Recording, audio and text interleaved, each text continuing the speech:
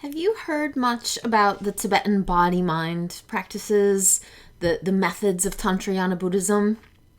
Well, I predict that that is going to change very rapidly.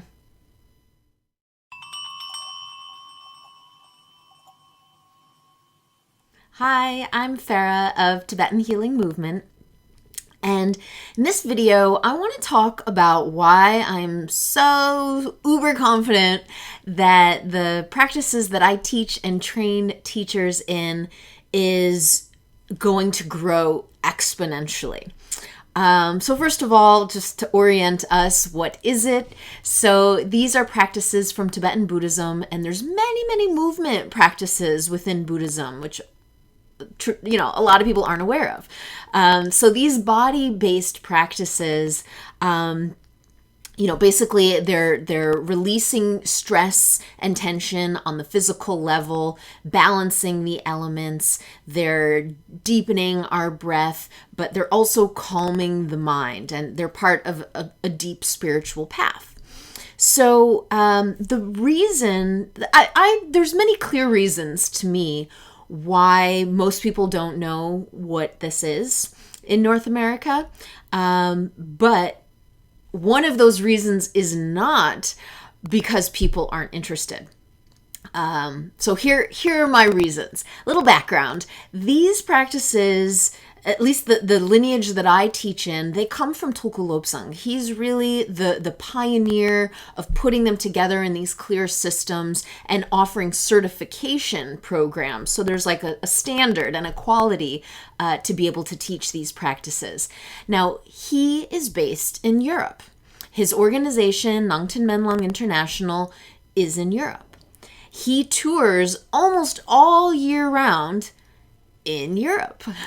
So we can look towards Europe as like a future trajectory of what could be happening here in North America. So in Europe, there's thousands of Jong teachers.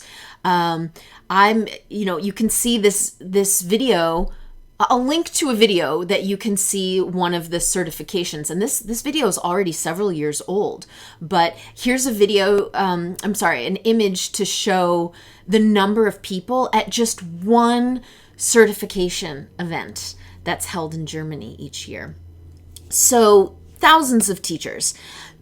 Why would that be different in North America? Now, here's the history for North America. Tulku Lobsang has been to North America several times. And I'm very aware of this because every time he has come here, I have organized his tours. So, he would come like once a year. There was a couple times we had visa issues, but basically from like 2004 was the first one.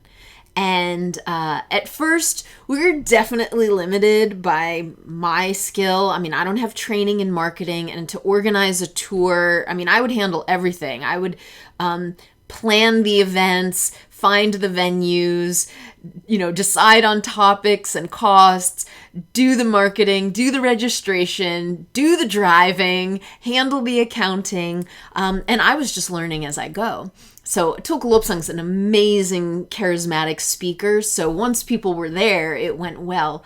But we also played a little bit. Every time he came, almost every time, we would go to a different place. US is huge.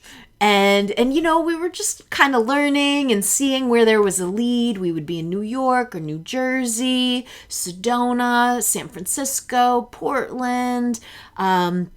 So that also, I'm sure, contributed to not really establishing a very solid base.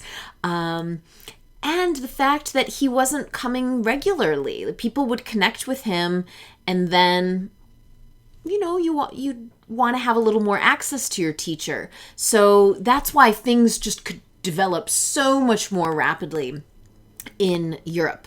But also my own slowness. I'm going to slow it down right now. I, for a long time, was the only one training teachers in these practices. So it was kind of on my shoulders the degree to how quickly it would spread. And it was not the only thing that I was doing. I was working on a lot of other projects, and it wasn't my main focus, the teacher trainings and the teachings. Over time, that has changed, and now I'm really focusing on it. And so now there's a small handful of other people in the US who can also train teachers. So that's going to grow exponentially as well. And I know that all of this equates to huge potential. So when people, so at first people don't know, Lu Jong or Togchur, that's our sword practice, or Tsalung, they're not familiar with these terms. They don't know what it is. But I can say from my own experience that after people are introduced to it, they're stoked, because it fills a need that we have, and it's very efficient. So in one practice, we're addressing physically, we're unwinding stress and patterns of tension in the body and creating alignment. So all those postural things, Lu Jong specifically, but this is kind of true of all the practices, get that release of tension and alignment. And then for the mind, to calm the mind, to get out of this thinking mind that let's face it, we pretty much inhabit that for most of the time. And that takes a toll. So we all, we're looking for I want to meditate. I don't know how to do that. It feels really hard to just sit down on a cushion and stop my brain. So these practices, which are through movement, really effectively calm the mind, and it develops focus. And it also gives us access to our inner wisdom that we find in the space between the thoughts. So it also becomes very spiritual, that this is your exercise for your physical body, your meditation to calm the mind and to generate more focus, and your spiritual practice, all rolled up into one beautiful ball, one practice, very holistic. Anyway, this video is less to talk about the practices, but I'm saying that it offers something that people are looking for. So one could argue here, well, Farah, there is a different mentality between the Europeans and the Americans or Canadians as well. And I suppose that's true. I mean, we're not exactly the same. We are different cultures for sure.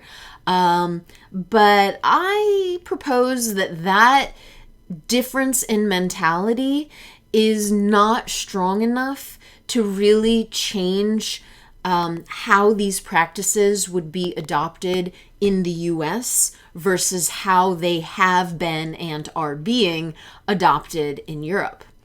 So, I mean, I know that there's some Europeans who are watching this and North Americans who travel a lot to Europe. So on my Facebook Live, we can discuss this. Feel free to pop in and let me know if you do think there's a difference in mentality that would affect how these are adopted here.